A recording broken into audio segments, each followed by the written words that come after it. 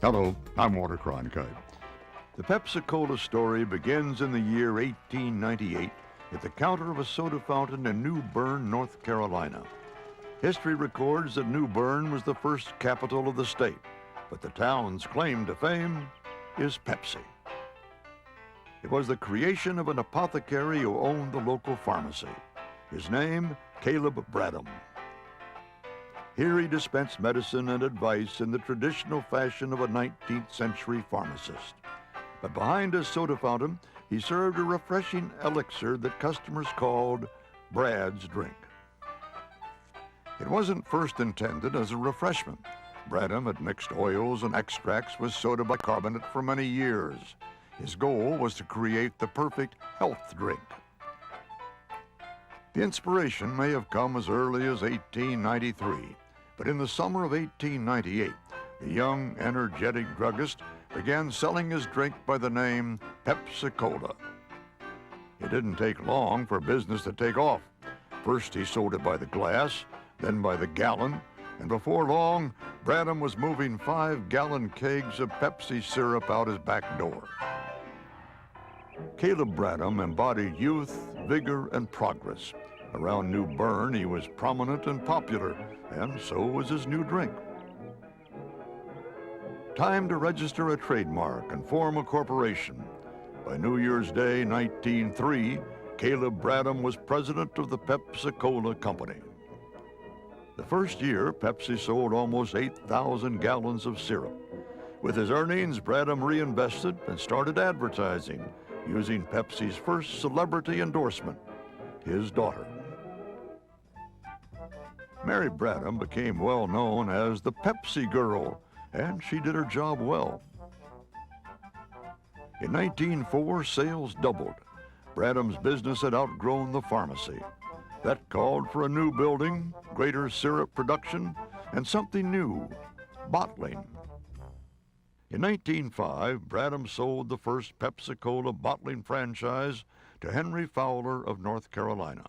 This relationship, a partnership between the ambitious parent, Pepsi, and a growing family of independent bottlers, became the backbone of the company.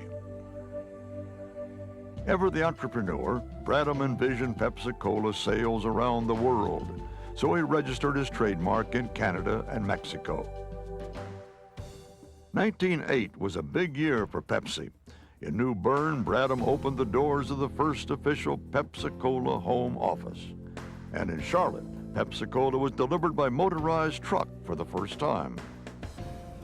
By 1910, Pepsi-Cola was bottled in 250 plants across 24 states. Bradham decided it was time to gather the Pepsi family together. So on January 20th of that year, the first Pepsi-Cola Bottlers Convention convened in New Bern. When it ended, Pepsi bottlers went home and pushed sales through the roof. Within 5 years, Pepsi-Cola had assets of more than $1 million. But at the height of this great American success story, fate intervened. World War I brought sugar rationing, which throttled Pepsi's growth. After the war, prices rose sharply, and Bradham bought heavily. 6 months later, the sugar market crashed, and down with it fell Caleb Bradham.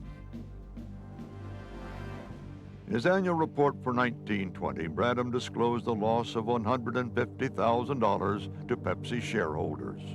When the dust settled, only 2 of his 250 bottlers remained in business. For Caleb Bradham, it was the end. His Pepsi-Cola company was bankrupt. In 1923, Bradham walked away from his beloved Pepsi-Cola company and returned to the quiet life of a pharmacist. At age 56, he was out of the soft drink business.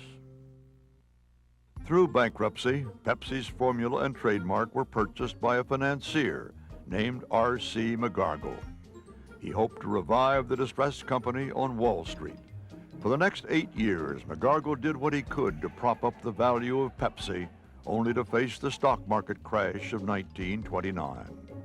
McGargle managed to keep the Pepsi-Cola trademark alive by operating a single bottling plant in Richmond, Virginia. But 2 years into the Great Depression, he couldn't go on. McGargle had to sell the company or let it die. In 1931, the undisputed giant of the soft drink business was Coca-Cola. It was so big and strong that its salespeople boasted that they had no competition. Coke had a hold that was tough to break. They controlled the leading soft drink trademark, which included the word cola. A customer who took umbrage at the Coca-Cola dominance was the Loft Candy Company, owner of 1,400 soda fountains across America.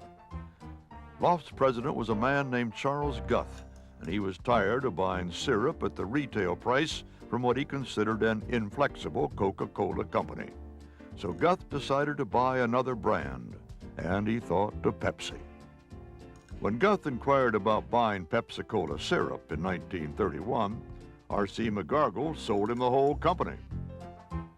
With great satisfaction, Guth booted Coke out of the entire Loft chain and introduced Pepsi-Cola. Guth faced the same problems that had confounded his predecessors. Chief among them, the cost of bottles. Guth found a solution: used beer bottles. But their 12-ounce size was twice that of the normal 6-ounce soft drink bottle. Initially, Guth charged a dime for the larger size, but sales dragged, and then he came up with an idea that made marketing history: 12 ounces for a nickel. It worked. In the heart of the Great Depression, twice as much for a nickel made Pepsi-Cola a consumer favorite. Suddenly, Pepsi was more popular than ever before, surpassing the wildest dreams of Caleb Bradham. But the creator of Pepsi-Cola never saw this success. Bradham died in February 1934 at the age of 67. In 1935, Guth moved Pepsi to Long Island City, New York. There he built an enormous full-service bottling plant on the East River. Atop the massive new factory, he put up a huge marquee. There was no mistaking it. Guth made Pepsi-Cola a prized trademark. For 8 years, Charles Guth did great things for Pepsi-Cola, but he did it with the cash and resources of the Loft Candy Company. So in 1936, Loft sued Guth for ownership of Pepsi. It was a contentious action lasting 5 years and included a vicious internal proxy fight for control of both companies. In the end, Loft beat Guth because Pepsi-Cola had grown larger than any single person. It had assumed a life of its own.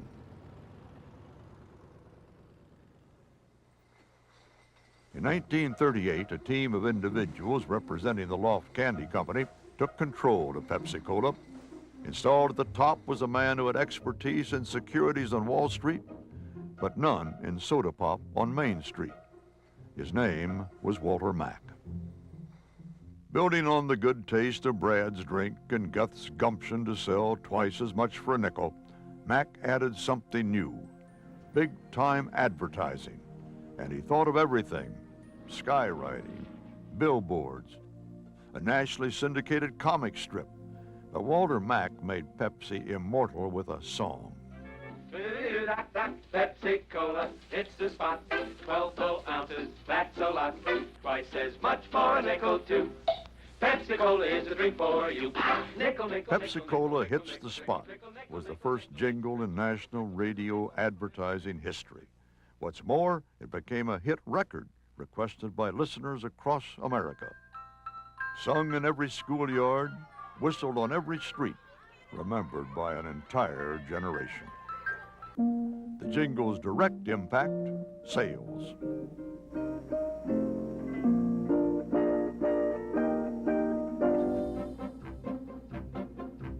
Sales continued to grow in 1938, and the competition noticed, giving rise to one of the greatest battles in packaged goods history. Coke tried to slow its new competitor by dragging Pepsi into court for trademark infringement. Pepsi launched a counterattack and confirmed its right to use the word cola. The Cola Wars had begun. Between 1939 and 1941, Pepsi competed with Coke head-to-head across America. It also began trading on the New York Stock Exchange. But at the same time, Pepsi faced a perplexing crisis.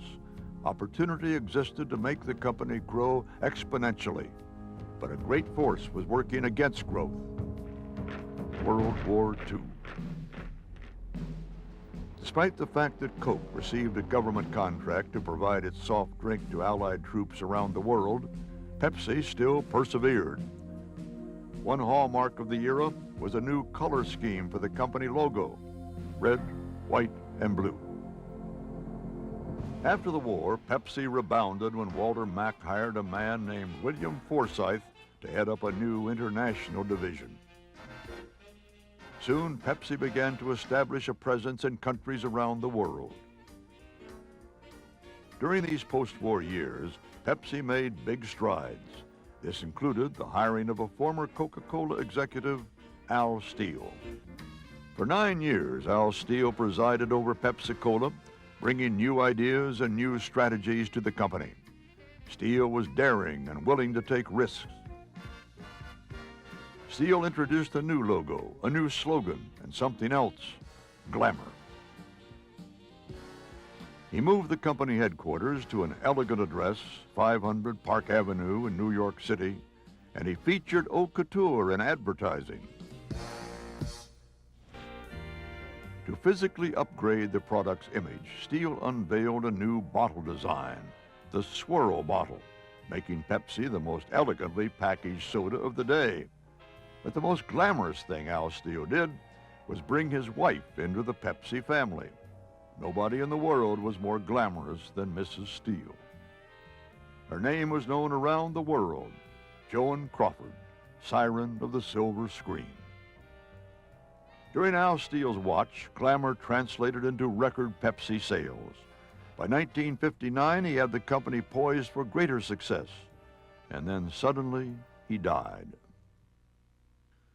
It was a great shock to the Pepsi family. During this transitional period, a new leader emerged, a man who rose through the company ranks from syrup salesman to president. Don Kendall was the man who brought Pepsi into the world's spotlight.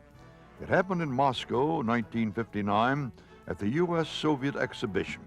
It was history's backdrop to the famous kitchen debate between Richard Nixon and Nikita Khrushchev. Pepsi had a kiosk at the exhibition, and at Kendall's urging, Nixon brought Khrushchev to the booth to have a soft drink. It was the most publicized sip of Pepsi ever tasted. As the world changed, Pepsi recognized its opportunity. There was a whole new generation of post-war consumers, the baby boomers. Come alive, come alive. You're in the Pepsi generation. Pepsi appealed to youth and to the young at heart, no matter what age. It was a brilliant campaign, but it was more.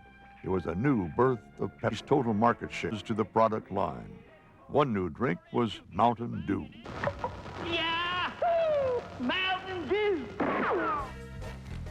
Another expansion of the product line was Diet Cola.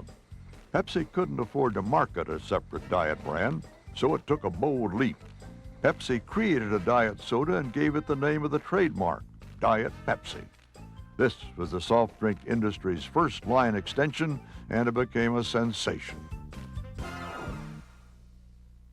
In 1965, Pepsi made a bigger move. The merger of Pepsi-Cola and Frito-Lay was sealed not by lawyers, but with a handshake. The result was the creation of a new company, PepsiCo, with combined sales of $500 million.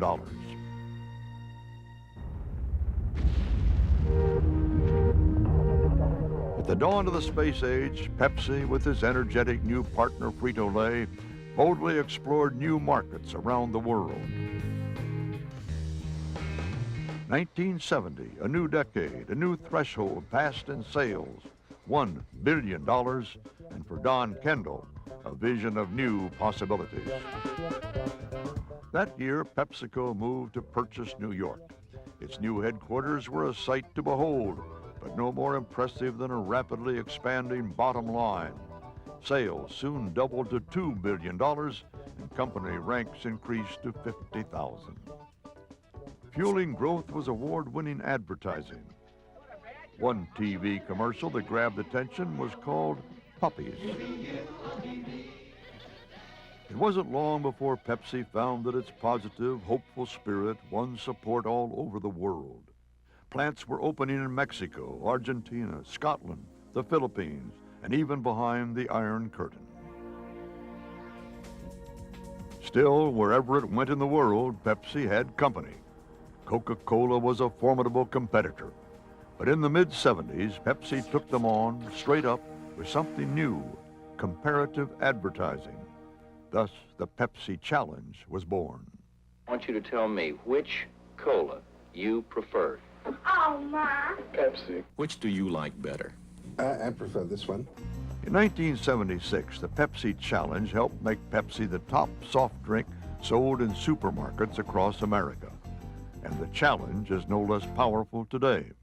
By 1982, sales had soared to $7 billion, and Pepsi had found a new market in one of the oldest countries in the world, China. In this era of magnificent growth and new opportunities, PepsiCo gained a new leader, Wayne Calloway, who had a simple but effective attitude toward success. He said, "If it ain't broke, fix it anyway." Readiness for change, for taking more risks, became a driving corporate philosophy. Hit mark, 002. A lot of eyebrows were raised in 1984 when Pepsi hired a superstar to promote its products as the choice of a new generation. It was a daring move, but Pepsi had once again connected more show business and sports celebrities followed. These audacious marketing and advertising campaigns and the resulting growth in sales forced the competition to react. But what Coca-Cola did was stunning. They changed their formula. Consumers flatly rejected New Coke. It was a telling development in the great Cola Wars. This spirit of competition led Pepsi into new places, new packages, and new products. In 1989, PepsiCo sales reached a new high, more than $15 billion. In 150 countries from the United States and Mexico to Russia and China, Pepsi had spanned the globe. And it was in space, too, on America's space shuttle and on the Russian space station, Mir. And from the nickel jingle of the 1930s, Pepsi had also seen itself fresh, alive, and literally in tune with the consumers who demand convenience, value, and variety. Pepsi became a total beverage company with teas, juices, sport drinks, bottled water, and coffee drinks in the product line. These innovations were driven by the consumer and carried out by the company's dedicated network of bottlers. Today, after a century in business, the Pepsi spirit endures because the company remains young and committed to change. It's this willingness to work hard and take risks and the courage to persevere that best define the history and the future of Pepsi.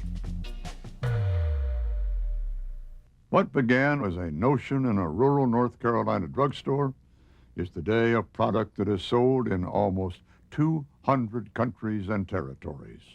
That success is the Pepsi-Cola story. I'm Walter Cronkite.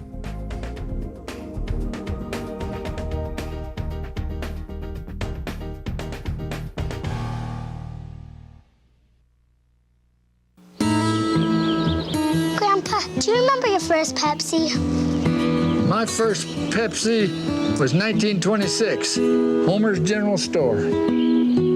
Pepsi number 2, Cheap Seats, Wrigley Field. Pepsi 812, the stock market crash. Pepsi number 1844, Dad bought the DeSoto. What's a DeSoto?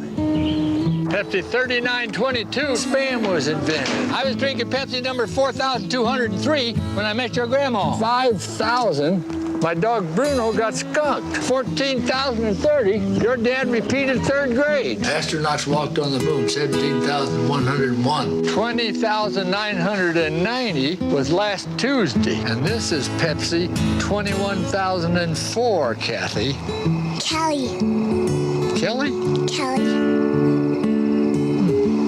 I I knew that. I think I knew that.